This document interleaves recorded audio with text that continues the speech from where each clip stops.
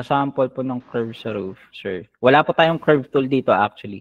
So, eto muna yung isang bahay na to. Bahala kayo dyan. So, para sa bahay na to, as you can see po, marami po siyang roof panels. Hindi lang po siya nagsistay sa tatlo. Sa isa. Meron siya dito sa gitna, meron din siya dito sa dalawang gilid. Okay? So, para sa building na to, napakadali nitong gawin. Hindi po yan ganun kahirap. Dapat marunong lang kayo maglaro ng assisting line. So, first, label the base of the building. Okay? Diskarte lang yung kailangan natin dito. Madaling i-label ito. Di ba, Sir Kevin? Isa si Sir Kevin yun yung sa pioneer sa project na to eh. So, right after that, drag the wall of the building. Make sure na fit yan sa bottom area. And then, ito yung nasa taas. Ilang roof ridge meron tayo dito? 4. Eugene, bakit mali-mali yung pagbilang mo? 1, 2, 3. Panel kasi sabi mo, sir. Panel kasi, sir. Ridge. Tatlong roof ridge lang meron tayo. Isa para sa part na to. 1, 2, 3. Correct lang. Isa para sa part na to. Isa Ayaw. lang. Ayaw. Ayan. Isa para sa part na to na nasa gilid. Isa yung para sa part na to na nasa taas. And then, isa para dito sa kabila. Tatlong roof ridge meron tayo. Diba? Para dito, madali lang naman itong gawin. Hindi naman ito ganun kahirap. Sa totoo lang. First, you have to know the idea on how to do. Then, you have to label this. Ito yung roof ridge niya. Label lang muna natin parallel sa building na to. Gusto ko lang kunin yung same na pareho na length nila kasi kung hindi, magkakaroon ako ng problema maya pag connect sa kanila. Right after that, press number 9 again para sa gitnang roof ridge, para dito sa gitna.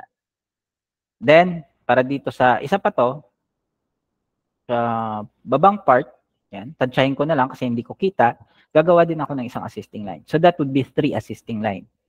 Diba? First, i-align ko to dito sa pinakataas. Kasi yan yung magiging main roof ridge natin para sa top layer natin. Second, ito, tsaka ito, isa-select ko silang sabay. Okay? Using shift tool. Pagkatapos niyan, iaangat ko siya papunta sa kanyang, wait lang, ayaw kumagat. So, isa na lang pala. Ito lang. Angat ko muna tong isa, and then delete muna natin tong isa. Delete muna natin yung isa. Since meron na tayong height dito sa kaliwa, sa kanan, meron na tong height yung isa na to. Kung pumunta tayo ng 3D mode, ganito na yung magiging itsura niya. Mas mataas yung nasa gitna compared sa isa. Yan na lang yung gagamitin natin. Okay? Kasi hindi pala pwedeng multiple selection sa ating assisting line. Gagawin na lang natin ngayon, press number 9. Kumuha tayo para dito sa kabila. Dito lang tayo kukuha sa height na to. E di gumawa lang tayo ng isang box.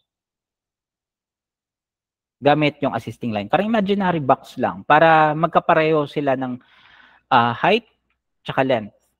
Yan. Parang label siya pero using assisting line. Right after that, you can connect the dots. Label.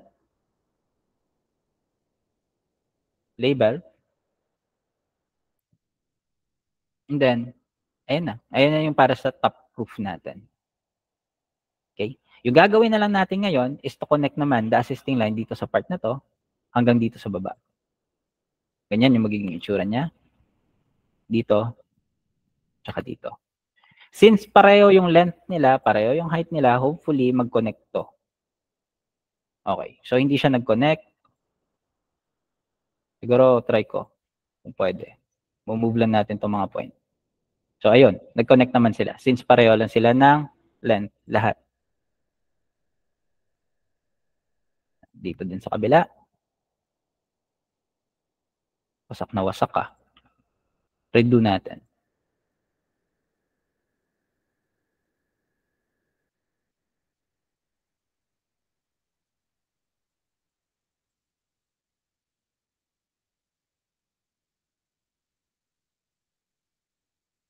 Move.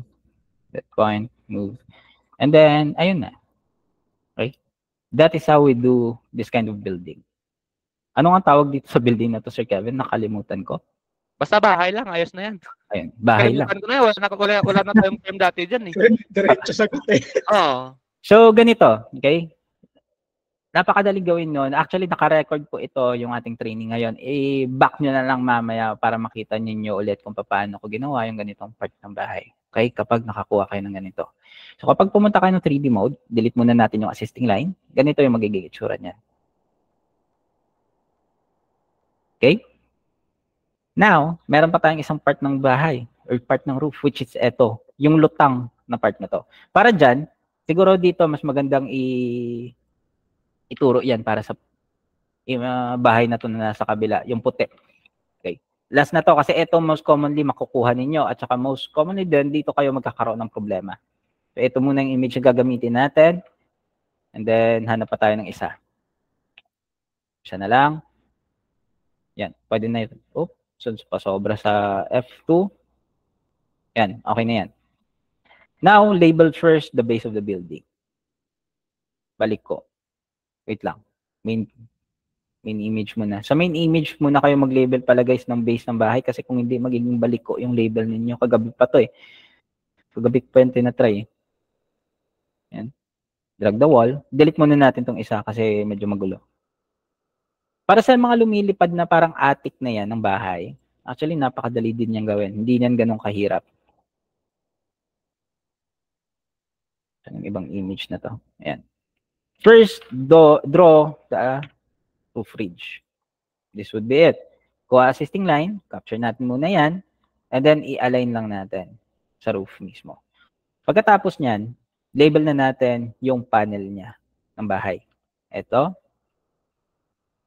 Delete ko na lang yung assisting line kasi magulo. Yan.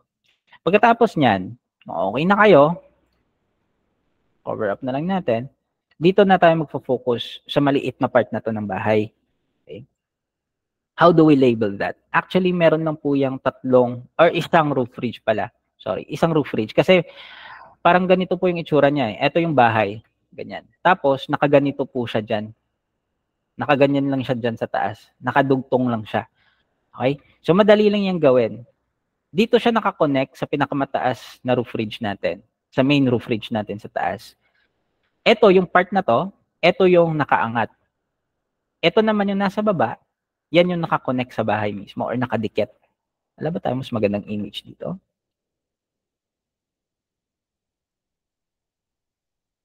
Wala ata. Wala. So, yung gagawin na lang natin, dito na lang tayo magko-connect sa taas. Okay?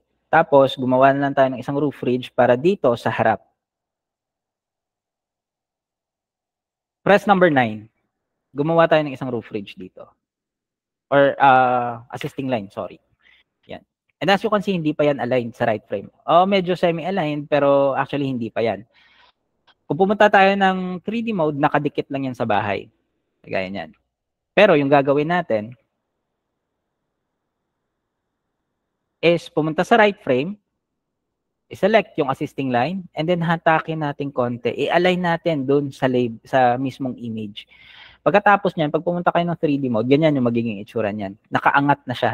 Diba? And yan yung gusto natin, na umangat siya. Now, sa base ng bahay, or sa base ng roof na to, gumawa din kayo ng isa pang assisting line. Tapos, i-connect nyo lang yan dyan. Kayo na tumansya kasi medyo mahirap tansyahin to. And make sure na nakasnap yan sa bahay, yung pangalawa. Bale, ganyan yung magiging itsura niya. Now, the only thing you need to do is to click letter S. Tapos, i-connect ninyo sa previous na roof ridge na ginawa ninyo or sa main na roof ridge na ginawa ninyo. Tapos, click space. Isa na yan. Lock ninyo to ngayon, yung nasa harap. Dalawa. Etong nasa gilid, i-lock din natin yan up until sa pinakataas. And then this one as well. So kapag pumunta tayo ng 3D mode, ganyan yung magiging itsura niya. Okay? Actually, kailangan pa natin itong i-face split. Hindi ko lang alam kung gumagana yung face split natin dito. So let us try lang.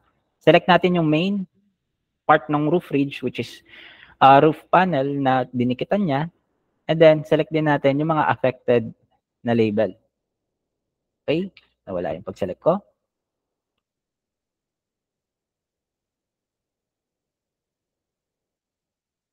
Then, press number 8. Pag nagkulay blue, it means na tama yung pagkaka face split natin. And as you can see, meron na tayong label dito na box. Yung gagawin na lang natin is to delete that label, and then balik natin tong label kanina na dinelete ko, and then actually you're good to go. Ganyan lang kasimple. Pag dinelete natin to, yung label na to na nasa harap, pag dinelete natin yan, you can see na blanco yung loob or kitang-kita yung loob ng building. Kasi nag-face split tayo kanina. Okay? Guys? Hindi po na merge yung ating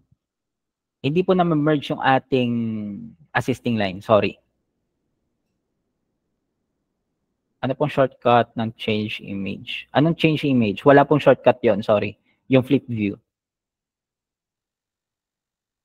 Sir Chuck, pag mag-face split ba yun yung number 8? Opo. Pwedeng maraming label yung i-select. Okay lang ba yun? Or kung ano lang talaga kung ano lang po yung affected na area. Kasi kapag sinelect nyo po lahat, tapos nag-face split po kayo, yung mangyayari po dyan is minsan nagdodoble po yung image or nagdodoble po yung label. So hindi po natin pwede i-select lahat tapos i-press yung number 8. Yung affected areas lang or yung affected labels. Thank you. Sir, fold mo yung sheet. Kung saan Kailan po dapat wait lang, Madam Eugene. Kailan po dapat mag-face split? Mag-face split po tayo kapag may napaloob po na label sa label po natin. Okay? Doon po tayo gagamit ng face split. Kung nakikita niyo po yung screen ko, wait lang, gawin ko kayo ng isa pang example. Wala tayong example. Bakit wala tayong example? Hindi ko na yung papasa, nagagalit Sir nyo Carlos, naubos daw yung task. Ubusin ni Boss Chuck yan, bahala. Verify mo na ako, sir. Gagamit tayo ng face split. Ala ko pa kasi yung bola ko dun. Gagamit po tayo ng face split kapag meron pong label na nakapaloob sa isa po nating label. So, ganito yung mangyayari dyan.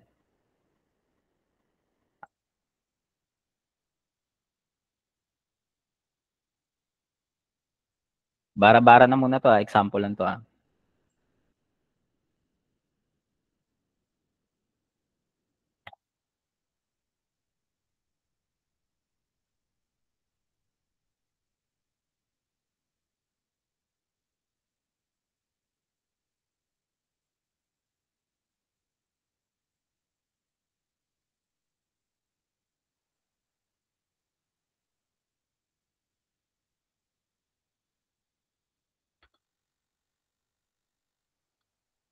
For example, ito yung part na to ng bahay. Tapos, may label kayo dito.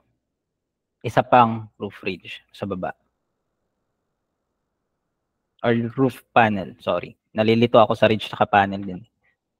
So, may isa kayong panel dyan. Tapos, kapag pumunta ka sa 3D mode, nakikita nyo to. Yung label na to, nakapaloob pa to dito sa loob. Diba? Covered pa yung area na yan. Kapag hindi kayo naka 3D mode, or hindi kayo naka-on ng toggle, as you can see, meron pa po tayong linya dito sa gitna. Diba? Buo pa yung label na to na nasa likod. So, dito tayo gagamit ng face split para i-clear out yung part ng roof na to na nasa likod. So, ayaw ma-face split, so manumanuhin ko muna. Para ganyan yung maging itsura niya. And then maging hollow yung part na to na nasa loob. Kasi kung hindi, ganito lang yung magiging itsura niya. May covered na label dyan sa harap. Okay? So, gagamitin niyo yan para sa mga connections na extensions, mga ganun. Wala po tayong curved roof, actually. Wala pong mga curved na roof. Sir, clarify lang po sa face split, saan po magbe-base ng affected area? Doon po ba sa mga huling label po? Hindi po. Sa kung saan po siya nakakonect. Okay? Sa kung saan po siya nakakonect.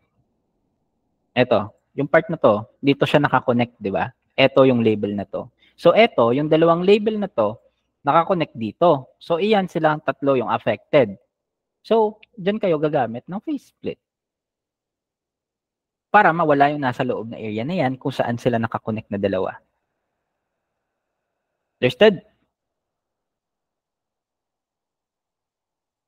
Ano ba lang guys, yung kita nyo kay Sir Chuck, no? May assist, may orange label na dash line yan eh. So it means lower siya, natatabunan siya ng upper na solid line doon. So doon ka mostly mag-a-apply ng face split para mas madali mo siya ma-analyze.